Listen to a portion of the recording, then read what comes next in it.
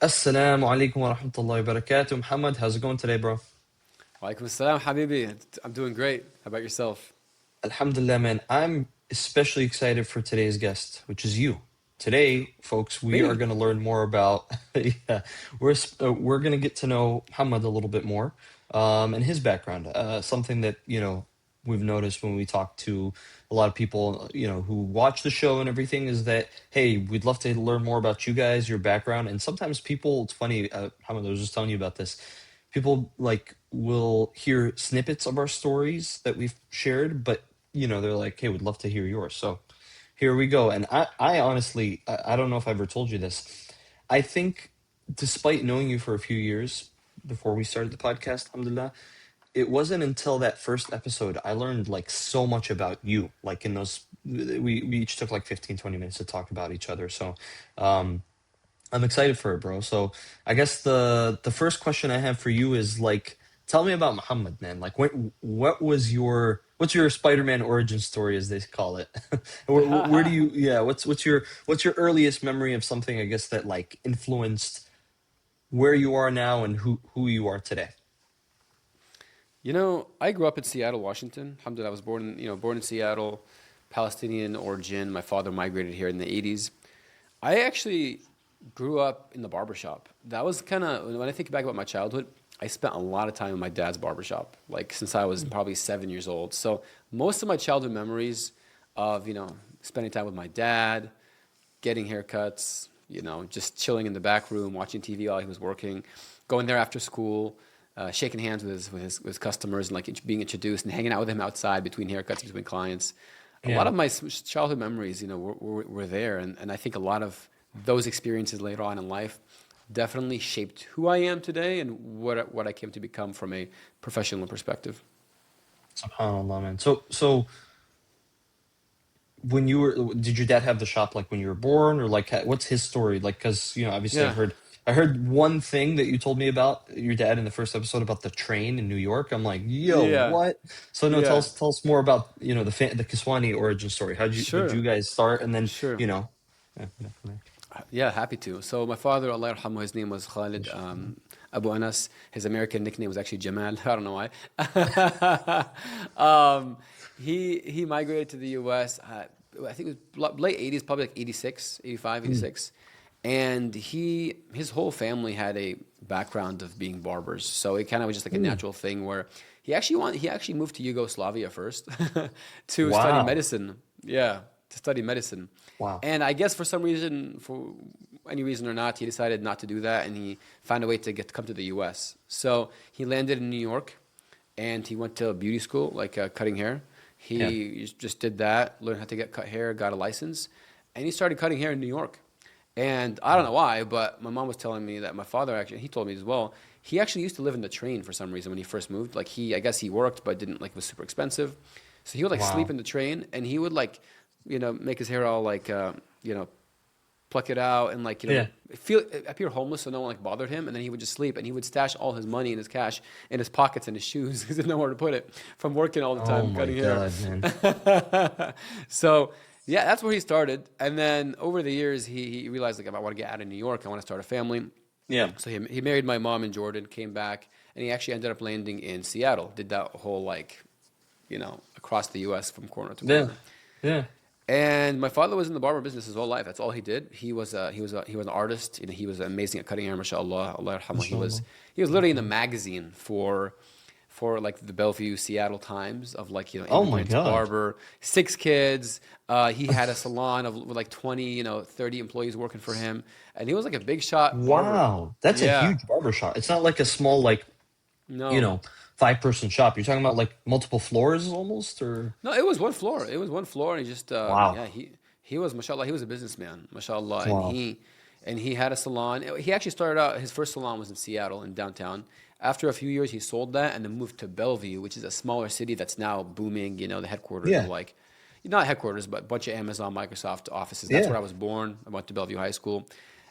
He opened the Bellevue Barbershop in 1989. Wow. I believe. So that was the one I grew up. I was born in 92. So for me, growing up in the barbershop, that was the only shop I knew. It was literally the same shop from when I was, a couple years old going there, all the way until I became a barber, and I ended up leaving it in like 2000 and you know 18. So it's crazy. It was a big 20 memory. It was 26 years. That's all you knew.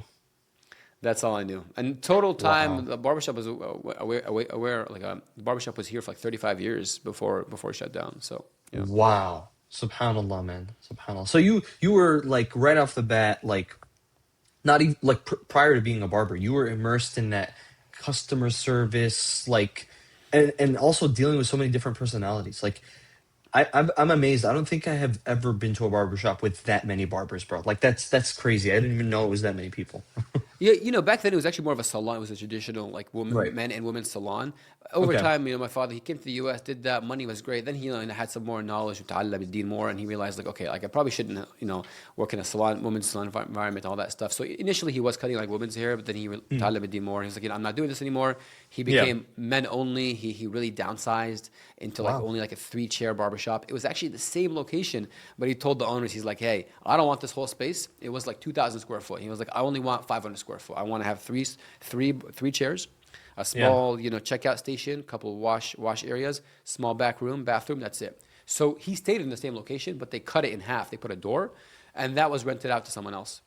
And Wow. to me, I don't remember the big salon because that change happened probably when I was like 6 or 7, right? I just Right. remember the smaller barbershop. Yeah. Wow, dude. Okay, so and one thing I'm always interested to understand is like you touched briefly on like your dad's clientele. So like I always imagine this is, whatever, take it as you will. Like a Arabi person is usually cutting for Arabi people. Like for me personally, like we talked about this I think last week. Like I go to a Arabi barber who serves only Arab, and it's like DC, Maryland, Virginia area, like very like like it's not a Arabi a heavy area in terms of like you feel like you're in the bled, right? You feel like back Yeah, home. But yeah, the moment you enter that barbershop, you do feel like you're back home. yeah. Tell me about your dad's like clientele. Like, was it like, was he looking to serve? Like, was his ICP, right, mainly supposed to be out of, or like, how did he figure that out? How did he build the clientele back in those days? The reason I'm laughing is it was 99% not Arab. It was Wow. mostly built, it was in an area where, it was pretty wealthy, Yeah. like a wealthy Caucasian community. I mean, like there's Wow. nothing wrong with that, of course. It was like, Yeah. alhamdulillah, it was mainly like Bellevue, Seattle was not very diverse. And so over Wow. time, it became more diverse as, Microsoft came in, Amazon came in, all these tech Sure. companies. But early on, I remember it was just like American, it was not many Arab, just like a couple Yeah. of his friends. And I don't know. I mean, I can't remember. I don't really know if it was like intentional. He went in that area. I just know that to him, who he worked with and who he served was super important. He Yeah. wanted to only work with like professionals, people who were like, they valued their haircut. It wasn't like the whole إحنا our Arab, you want the lihya and the fade. It was traditionally like just haircuts. It wasn't really beards Wow. either. It was just like haircuts. وتعرف البيض كيف شعرهم, they're pretty easier. Yeah. Yeah. Yeah. Fine hair, different specific business styles. What's funny is the branding was like it was called Jordan Salon, the professional man's barber. That was his motto. So Dude, your dad his was a beast in branding, mashallah, Allah yarhamah. he he was, man. It was the whole thing, even the logo and everything. It Yeah. was just epic because yeah, his clientele was so good. They were all a lot of them were accomplished, like very Yeah. successful businessmen, CEOs. Wow. Probably Wow. some of the wealthiest clients. It's funny. He cut hair for like Brad Smith, the president, one of the higher ups, the legal leader. I think it was the president at one point of Microsoft. Wow. I ended up cutting his hair for 7 years after my dad passed away. Allah yarhamah. He had like some heavy hitter clientele, man. He had some people who were probably like Goodness. multi millionaires. And to me, growing up, one of my core memories was my father would always introduce me. So I'd come in, he'd be cutting hair for someone, and he'd be like, Muhammad, sallim ala, Mike, like shake his hand. And I'd be like, hi, Mike, nice to meet you. And subhanAllah, I just remember that because he always, it was very important to him for me to know how to like greet someone, be Yeah. professional, introduce myself. And that was one of my core memories before I even cut hair, before I Yeah. even helped him clean. And he paid me, obviously like, money to do work so I can gain experience. That Yeah. was one of my biggest ones, like meeting and greeting customers, introducing myself, talking with them. That was one of my biggest memories when I was super young. Wow, man. Subhanallah. So dude, that's so crazy, man. So like just the whole story of like just being like you were meant to be in the tech world, bro. Right off the bat. Allah, I mean, growing up, I had no idea what I wanted to do. But Yeah. when I Bellevue at that area, a lot of those financial, like financial advisors, real estate. There was some tech, but it wasn't like that. Yeah. Seattle, Bellevue. It wasn't. It didn't really happen that much until like the late '90s. Of course, Amazon was. Microsoft was there for sure. So Yeah. and then you have Amazon, but they were not in Bellevue. They were more like Redmond and Seattle.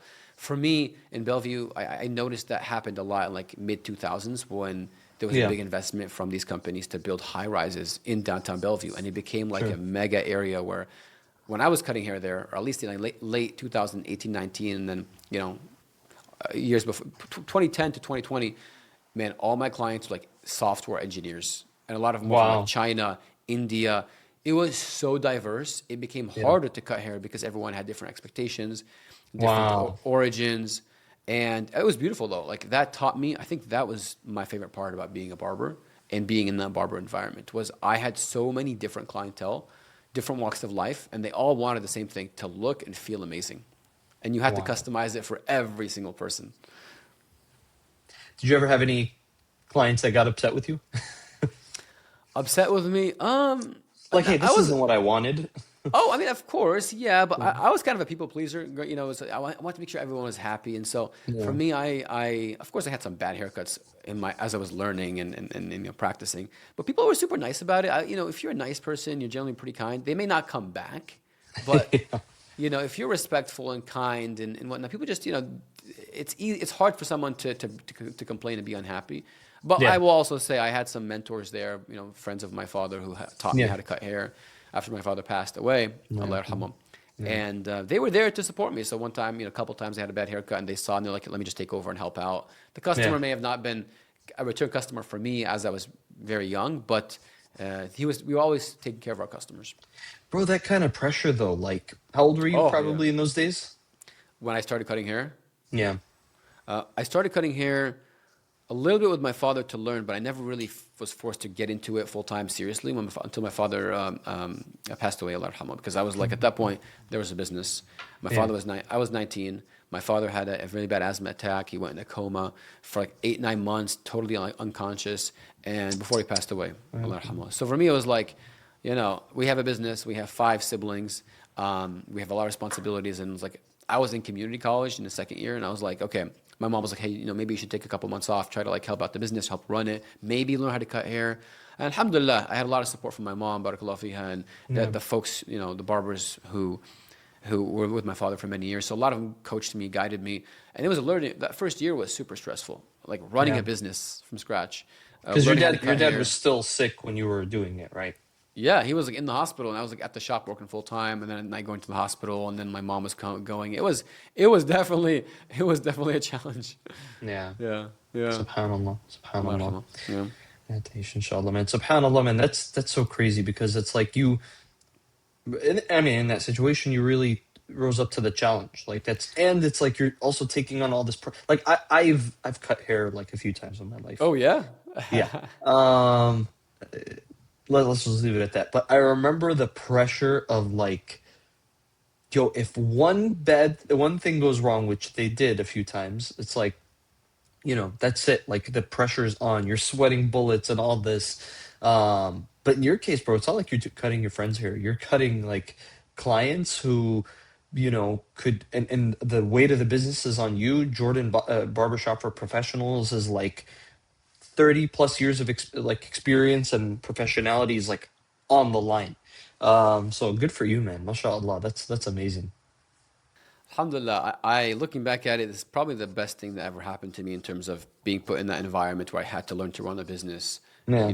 make a website, learn how to cut hair. Just when you know what they say, like diamonds are not made unless you're under pressure. I'm not Yeah. saying I'm a diamond, but I was under a lot of pressure, and it was very challenging. But I learned so much from the experience, Yeah. and everything I have today, alhamdulillah, from the experience and knowledge. I wouldn't say it came from college, or it came from just real life experience. It Yeah. came from Yeah. just Yeah. engaging with people, trying, failing, going. And one thing I'll say too is, as I'm a sales rep right now and been doing this for a while too, having made that transition, Yeah. what made me get here was really deciding like, hey, I am going to go full in on this craft. I put in my head, I was like, hey, I'm going to be a professional barber. I don't care. I don't know for how long, but like, I'm going to go in, I'm going to become the best barber I can be. And that's my goal right now. I don't know how long I'm going to do it for, but like, I decided I'm going to be, the best barber. I'm going to master the craft. And I was watching videos, I was Mm. watching other barbers do it. And I just dedicated my whole like purpose to like, I'm going to become the best barber I can be to support my family and make this business happen, make my dad proud. And subhanAllah, like, I got really good. Not to Yeah, show yeah, off, but like I got really good, and a lot of clients, started coming to me. Alhamdulillah, I built a really good clientele, and I started enjoying it. It was really yeah, fun. yeah, There was an artistic element to it. There was a right, scientific element of how to cut hair. for sure. Uh, for many months, the first year actually, I couldn't walk around in public without looking at men's haircuts, men, and then like visualizing how I would cut their hair. I Oh would my just like God, I would just my hand like this and like dude, you're that, insane. boom. I was literally going like, you have to be a little bit crazy to be good. Yeah, yeah, yeah, You yeah. know Of what I'm course, saying? of course. Yeah, yeah, So yeah. No, mashallah, mashallah, man. So, okay, obviously, it's not that you're just picking up scissors and cutting people's hair. You're running a business. So, like, yeah. what was there a point where you're like, man, I don't want to do this forever? Like, what was like, did sales come to you at a time where you were just like, I'm kind of starting to get sick of this, or I need to make more money? Like, what were those triggers in your like life, career, Mm. where it's like, okay, you're in your 20s and يعني خلاص, like, could you have done it for the rest of your life? Especially, by the way, I know this is a little bit of a long-winded tangent, but like right now, barbering is like pretty profitable business if you do the TikTok, the Instagram, the promotions, selling products, opening a shop like your dad, the late Muhammad, did, and having a bunch of seats and you rent it. Like it's a profitable play. Um, what was the trigger that kind of maybe like got you out of that path and into the one you're in now? No, it's a terrific question, and you're right. Barbering is a very great in-demand skill that's probably not going to be replaced anytime soon with AI. Yeah. And you Yeah. can be very successful and have a very comfortable lifestyle with it as well. I did that for, so my dad always taught me and wanted from myself and my siblings, like, especially my brothers, like, learn the sana, learn the physical aspect of cutting hair, but go to college, get an education. So I Mm, was already in college when my father passed away first year. yeah. I ended up going back to college while cutting hair. I did both at the same time. It Wow. was mainly like part time. It was like 5, 10 credits a quarter. Some quarters I did it full time, and I just took less time at work after everything was established and we had some employees. Yeah. So alhamdulillah, I got the degree in 2015. At that point, I was cutting hair for what, like 4 years. And then I was enjoying it. At that point, alhamdulillah, I hit a peak where I had a really good clientele.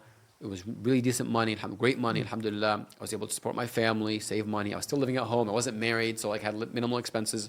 And I was having fun. I was traveling. I was, going with my mom back to Jordan and back home and went to Palestine. Yeah. I was having fun with my cousins and going to California and like just traveling. And, I was working hard, Yeah. and then on the weekends taking extra day off and having fun. So I wasn't in a rush to change and go to something different. Yeah. However, I think the point was 2000 and maybe 16, 17. As I was looking at the barbers who were there cutting in the barbershop for 20 plus years, they were in their 60s. Their back was hurting. They had hunched backs. They had Wow. carpal tunnel. They were complaining because they wanted to change careers and do something different, but they couldn't because they were in it so much and they couldn't really do anything else and change at that point. Yeah. At that point, I realized, okay, like, maybe I should start to look elsewhere and see what's out there. And also I was having conversations with other, some clients that I had who were in tech, in business, and a lot of more fun conversations. And one time I had a CEO of a company, of Zones. It was a local company, IT company. He was like, hey, you should get into sales. And I was like, oh, not sales. The impression I had was like used car salesman. So I had good conversations. I realized I didn't want to do it forever, but I didn't really ever like have the pain of wanting to leave until probably, can't remember the exact year, but it was probably somewhere like 2017 where I was like, okay, I started to realize, okay, I'm getting a little bit bored. Every day's the same. I'm having good conversations. I'm making decent money. But unless I were to grow the barbershop and hire more barbers, it wasn't really going to scale, and I was stuck in the same location. It wasn't your So dream to like do Jordan barbershop across the country and do franchises and do that play. No, one of the things about hiring barbers and it was you needed specialized employees who had the license, were good, Yeah. wanted to be an employee. It was hard to hire. It was hard Yeah. to teach, and people didn't want to learn. So Yeah. unless you, it was really hard. You had to get more headcount, and I didn't really like the business of managing barbers. It was a pain, to be honest. Yeah. You Yeah. couldn't just hire anybody and train them. They had to have the license, be there. Yeah. It was just a lot of factors, and it wasn't my dream, to be honest. So I Yeah. knew I wanted to do something different. I didn't know what it was, but alhamdulillah, I knew I didn't want to be here forever, and I wanted to be able to travel, move, and not be like, oh, I'm stuck in the same city and town because I had the same clients for 30 years and I could never move. That to me was like a deal breaker. Yeah. Right. Wow. Subhanallah, man. That's, and I mean, how old were you at the time? 25, 26. When I left the barbershop, I think when the realization started to hit. yeah, I was probably 25, 26. Yeah, that sounds about right. Dude, that's crazy because if you think about it, like a lot of people at 25, 26 are like dialing in to the path that they want to be on, Mhm. right? Like Yeah. obviously we're coming up into a time where things are agile, people change, people upgrade. Every other day you see somebody who's, even one of our listeners, I don't know if I want to mention, yeah, if you would want me mentioning his name, but went from SDR to co-founder. So people Mm. are jumping and doing all these kinds of cool things now, but 25, 26, I imagine in 2017, 2016, like that's a time where you're locking in. You're probably looking to get married. You're probably trying to buy your first house, things like that. Yeah. So you taking that leap of faith, mashallah, man, that's amazing. Did you?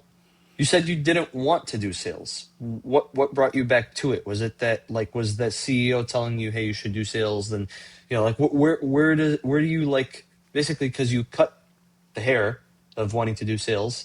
Bad joke. And then like obviously you're like I don't know if I want to be a barber anymore. Where'd you connect the dots again? Like who'd you talk to? Did you get lucky again with another client? What happened? SubhanAllah, it was all Muslim. Mm, That one CEO who cut his hair, he only mentioned it one time, and I didn't have a good impression of sales. yeah. What actually happened, to be honest, was I had a client named Connor Hollis. Shout out if you're watching this. He was a cool client of mine. I'd cut his hair for like 6 months, and we even talked about a bunch of stuff, and we hit off pretty good. He was into fitness, so was I, and I cut his hair, and he was really interested. And then at one point, he told me he started a new job at a company called DocuSign. And I was like, DocuSign, yeah, I've heard about them before. Like what, like e-signature? He was like, yeah, I'm there now. They're pre-IPO. This SDR career path is amazing. You do it for a year, and then you can make like over 100K and be remote.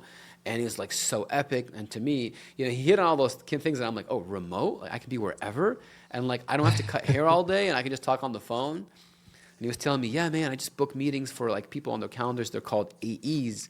And I get paid. And money's not amazing. It's kind of trash, but like it's the career progression of where you can go.